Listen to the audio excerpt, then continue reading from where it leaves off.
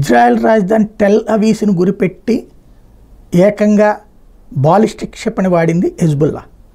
అప్పుడే దానికి ప్రతీకారం తీర్చుకుంటామని చెప్పినటువంటి ఇజ్రాయెల్ ప్రధానమంత్రి నెతన్యాహు ఇంపాక్ట్ లెబనాన్ రాజధాని బీరుట్ లక్ష్యంగా భారీ ఎత్తున దాడులు రాత్రంతా విరుచుకుపడింది. హెజ్బుల్లా అధిపతి హసన్ నస్రాల్లా లక్ష్యంగా ఈ దాడి జరిగింది. ఈ దాడిలో ఆయన మరణించారా లేదా సురక్షితంగా ఉన్నాడా అనే దాని మీద స్పష్టత రాలేదు. నస్రాల్లా సురక్షితంగా ఉన్నారని హెజ్బుల్లా వర్గాలు చెప్తున్నా, ఇజ్రాయెల్ మాత్రం ఇంకా ధృవీకరించుకోవాల్సి ఉందంటోంది. నస్రాల్లా గురించి సమాచారం సేకరిస్తున్నామని ఇరాన్ చెప్పింది. మరోపు ఈ దాడిలో 2 మృతి చెందితే 76 మంది గాయపడ్డారు.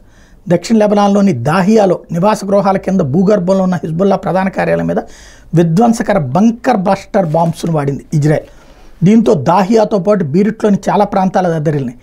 భవనాలు నేలమట్టమయ్యాయి. దాదాపు 8 భవంతులు సమూలంగా ధ్వంసమయ్యాయని ప్రత్యక్ష సాక్షులు చెప్తున్నారు.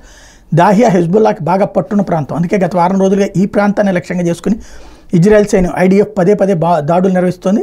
దాదాపు 18 మంది హెజ్బుల్లా అగ్రశ్రేణి కమాండర్లను ఐడిఎఫ్ మట్టుబెట్టింది కూడా దాహియాలోని. ఐక్యరాజ్యసమితి సర్వప్రతినిధి సభ 79వ సదస్సులో ఇజ్రాయెల్ ప్రధాని బెంజమిన్ నెతన్యాహు ప్రసంగం ముగిసిన కొన్ని నిమిషాలకే ఈ భీకర దాడికి ఐడిఎఫ్ దిగడం అన్నది ఇక్కడ కీలకం.